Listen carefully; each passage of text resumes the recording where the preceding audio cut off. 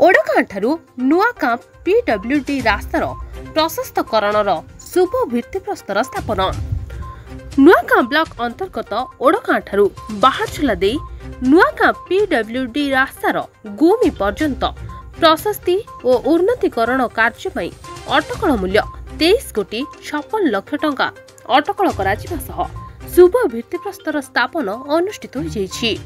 एही अवसर रे माननीय मुख्यमंत्री नवीन पट्टनायक उद्देश्य रे अंचलवासी तरफ एक कृतज्ञता सभा बाबा दुतिकेश्वर अनुष्ठित होइतिला।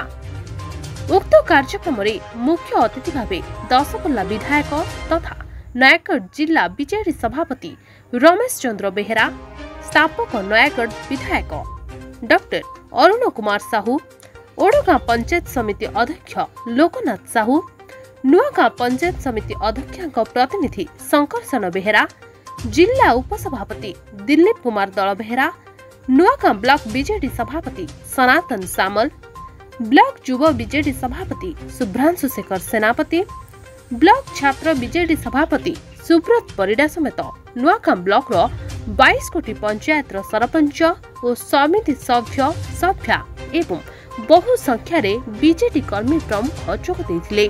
एही अवसर रे दशपल्ला विधायक श्री बेहेरा नेतृत्व रे गुमी ठारू 1000 रु ऊर्ध्व बीजेडी कर्मी माने एक बाइक रे शोभा यात्रा रे बाबा दुतिकेश्वर पीठ रे पहुंचीथिले।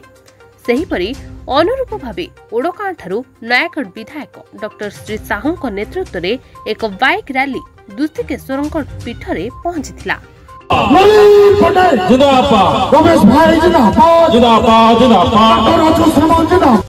ओडगाँ बाहारझोला नुआगाँ रास्ता को आहुरी प्रशस्त एवं सुंदर करने पाई माननीय मुख्यमंत्री 19 कोटी टंका सैंक्शन करिसेंती। टेंडर सरीची, कार्यक्रम आरंभ हो जाइए। तेणु सही उपलक्षे आमर ये शुभ प्रदान कार्यक्रम होइछि।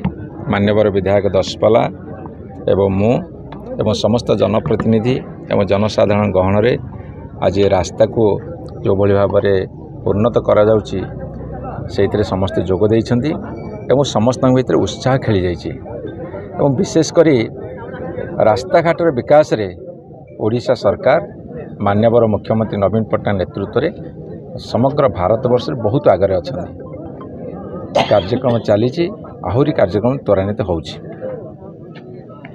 आज आमर जो पीडब्ल्यूडी रास्ता नुआगाँ बाहारझोला एवं ओडगाँ को ये लोक मानकर बहु दिन रास्ता जदि भल हो पुणी आहरी सुदृढ़ीकरण कराऊँ, प्रशस्तीकरण कराऊँ। यही उद्देश्य आज विधिवत भाव में शुभ भित्तिप्रस्तर स्थापन नयागढ़ जे कि आमर समस्त बड़ भाई विकास बिंधाणी मान्यवर विधायक डॉक्टर अरुण कुमार साहू उपस्थित रे संपन्न होइछि। एवं आमे देखुचे मान्यवर मुख्यमंत्री नेतृत्व रे रास्ता घाट ठार आरंभ कर प्रत्येक क्षेत्र में आज ओडिशा गोटे विकास नव दिगंत सृष्टि करिछि। एवं जेतेबेले ए रास्ता निर्माण पई आज विधिवत भाव भित्तिप्रस्तर अंचलवासी आज समवेत होती खुशी रे एवं मान्यवर मुख्यमंत्री उद्देश्य रे आज गोटे कृतज्ञता सभार आयोजन कराइला, स्ट्रीट कर्नर सभा आयोजन कराइला। तेणु ये अंचलवासी तरफ मान्यवर मुख्यमंत्री अशेष धन्यवाद देवी एवं आम नयागढ़ जे बिंधाण विकास बिंधाणी बड़ भाई अरुण भाई अशेष धन्यवाद देवी जे एभली कार्यक्रम आज जो भाई भाव द्रुत भाव में चली विकास सहित लोक मैंने अच्छा मान्यवर मुख्यमंत्री सहित अच्छा एवं समस्त सहित नेतृवृंद सहित अच्छा। तेणु आप पुणी थे अशेष धन्यवाद एवं कृतज्ञता। प्रोजेक्ट टोटाल जोटा अटकल काम हो 19 कोटी केतर किंतु टोटाल हो एग्रीमेंट कस्ट जी रही सहित यूटिलिटी शिफ्टिंग और सब मिसिले पाखापाखि 24 कोटी टंका।